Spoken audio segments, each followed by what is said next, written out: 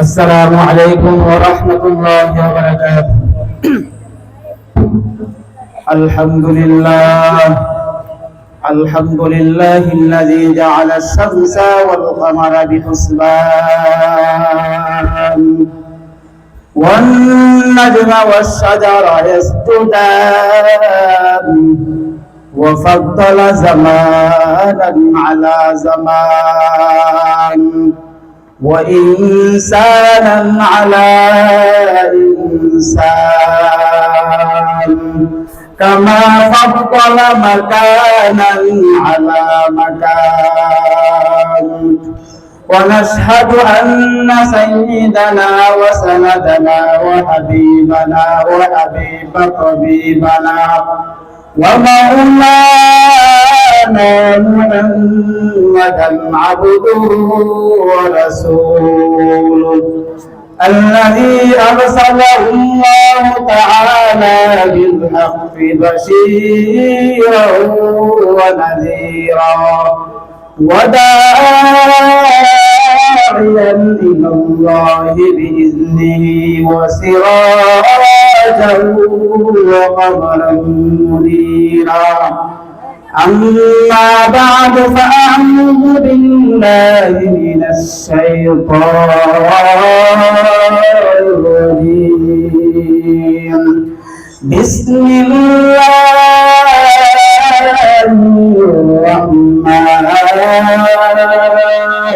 الرحيم إن الذين قالوا ربنا الله ثم استقاموا تتنزل عليهم الملائكة ألا تخافوا ولا تحزنوا وأبشروا بالجنة التي كنتم توعدون. فقال النبي عليه الصلاة والسلام لا طاعة لمخلوق في معصية الخالق أو كما قال النبي عليه الصلاة والسلام ميدوره مجبور أي سيد عالم ميدوره مجبور أي سيد عالم دیدار دکھا دینے آواز سنا دوں دیدار دکھا دینے آواز سنا دوں میں صورت یوسف کو نہیں چاہنے والا میں غایس کمانند نہیں عاشق لیلا میں غایس کمانند نہیں عاشق لیلا میں عاشق مولا ہوں میرا عشق دیوانا میں عاشق مولا ہوں میرا عشق دیوانا یہ جملہ ہے جس کی تجلی سے اجالا یہ جملہ ہے جس کی تجلی سے اجالا আলহামদুলিল্লাহ তাহজিল উম্মাহ মাদ্রাসা কর্তৃক আয়োজিত ইসলামী মহাসম্মেলনের সম্মানিত সভাপতি ও প্রধান মেহমান হিসেবে আগমন করবেন আল্লামা কামালউদ্দিন শিহাব কামাল মাহাদিয়া। তো প্রথমে মহানবুল আলমিনের লাখ কোটি শুকরিয়া আদায় করি যে মহানবুল আলমিন আমাদেরকে আপনাদেরকে লক্ষ কোটি মানুষ থেকে যাচাই বাছাই করেছেন বিদায় এই কোরআনের মজলিসে আমাদেরকে আসার এবং বসার তৌফিক দান করেছেন। এই জন্য অন্তরে অন্তঃস্থল থেকে জোরে জোরে আলহামদুলিল্লাহ। সময় সংক্ষিপ্ত থাকার কারণে বিলম্ব না করে আমি আমার মূল আলোচনায় সরাসরি ঢুকে যাই। আমি যে আয়াত পড়ছি আয়াতে আল্লাহ তাআলা বলেন ইন্নাল্লাযীনা ক্বালু রাব্বুনাল্লাহ নিশ্চয় যারা রব বলে স্বীকার করেছে অর্থাৎ ঈমান এনেছে ঈমান আনার পর ওই ঈমানের পর অটল চলতেছে। কেমন অটল চল মওত পর্যন্ত অটল চলতে গেছে। আল্লাহ বলেন ওই বান্দার জন্য কি ঘোষণা আল্লাহ তাআলা বলেন ওই বান্দার কোনো ভয় নেই কোনো চিন্তা নাই আখিরাতে তো ভয় কোনো থাকবেই না দুনিয়াতে কোনো ভয় থাকবে না এমন আরেক বান্দার জন্য থাকবে আল্লাহ তাআলা ওয়াদাকৃত জান্নাত। কেমন চল থাকতে হবে রে যুবক হযরত বেলালের আফসের দিকে তাকাও, কেমন কষ্ট করেছেন ইসলামের জন্য। বেলালের ছেলে বেলাল হাবশী রাদিয়াল্লাহু তাআলা নিজের বাড়িতে সবগুলো ছেড়ে, মা সন্তান সবগুলো ছেড়ে ইসলামের ছায়া তলে এসে ইসলাম গ্রহণ করেছেন। কেমন কষ্ট।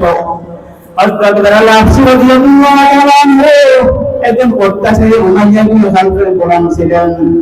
উমাইয়া ইবনে খালদ কোনো কষ্ট তাকে বাঁধতে নাই, তাকে দেয় নাই। কষ্ট থেকে আর কারো চোখে পানি রাখতে পারবে না। একদিন হযরত বেলাল রাদিয়াল্লাহু তাআলা উমাইয়ার ঘরে কাজ করতেছিলেন, মনে মনে কি যেন বলছিল। উমাইয়া বলে, হে বেলাল, হে বেলাল, তুমি কি দেখো? বেলাল বলে, হে উমাইয়া, ভালো করে শুনে না, তোমাকে আমাকে যে আল্লাহ বানাইছে, ওই আল্লাহ আল্লাহ জিকির করে। উমাইয়া এই কথা শোনার পর মাথা হয়ে গেল গরম। উমাইয়া বলে, ওরে বেলাল, তোমার কত বড় সাহস, তুমি আমার গোলাম হইয়া তুমি আল্লাহ আল্লাহ জিকির করো, তোমার তো সাহস কম না। উমাইয়া মাথা হয়ে গেল গরম। এভাবে নবী উম্মতের দল। উমাইয়া কি করলো? হযরত বেলাল রাদিয়াল্লাহু তাআলা দুই পা দুই হাত একটা রশির মধ্যে বাঁধলো। একটা রশির মধ্যে বাঁধার পর ওই উমাইয়া একটা রশি পুরো পায়ে বাঁধিয়া উত্তপ্ত মরুভূমির মধ্যে বেলালকে টেনে এসে দিয়েছিল। আর বেলালের কান্না চোখে রাখতে পারলো না। বেলাল কান্না করে আর বলে, হায় আল্লাহ, ইসলামের জন্য এত কষ্ট করতে হয়। হায় আল্লাহ, ইসলামের জন্য প্রয়োজনে আমার জীবন যাবে, আমার যৌবন যাবে, তারপরও আমি মাওলানা আল্লাহ আল্লাহ জিকির কোনো সময় বন্ধ করবো না। আউলিয়ারা কারে উপবা ইখতিয়ার, জাহেলারা কারে দুনিয়া ইখতিয়ার। ওই এমন অত্যাচার ছিল, উমাইয়া ইবনে খালদ কষ্ট দিতেছিল, পাশে দিয়ে অতিক্রম করেছিল সিদ্দিক আকবর হযরত আবু বকর রাদিয়াল্লাহু তাআলা আনহু।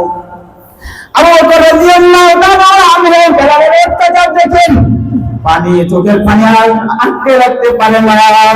আর বলে, বেলাল, আর বলে, হে উমাইয়া, বেলালকে ছাড়িয়ে দাও, তোমার জন্য একটা গোলাম আমার কাছ থেকে নিয়ে যাও, নাইকে বেলালকে খরিদ করে দাও। আর বেলাল মনে মনে বলে, ও আরশের মালিক, উমাইয়াকে থামাও, এই ইসলামের জন্য এত কষ্ট আমি বেলাল সহ্য করতে হয়েছে, তারপরে আমার কিছু আসে যায় না। আমি আল্লাহ আল্লাহ ঝপে ঝপে আমি দুনিয়া থেকে চলে যেতে চাই।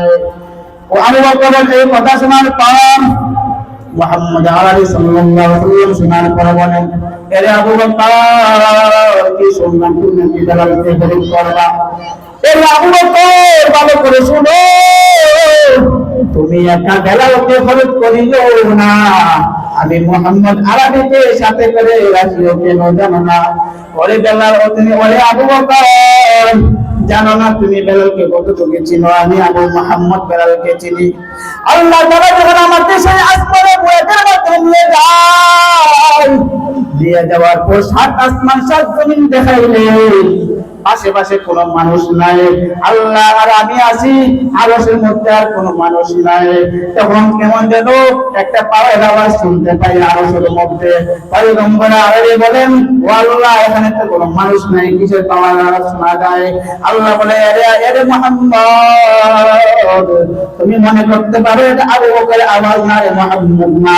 মনে করতে উমরের আওয়াজ না, রে মুহাম্মদ না। মনে করতে পারো উসমানের আওয়াজ না, মুহাম্মদ না। মনে করতে পারো আলীর আওয়াজ না, রে মুহাম্মদ না। এটা হলো তোমার উম্মতের একজন সদস্য হাবশীর কারো বেলাল রাদিয়াল্লাহু তাআলা আনহু এর আওয়াজ। তাই ভাই, আমল ছাড়া দিন দুনিয়াতে চলা যাবে না।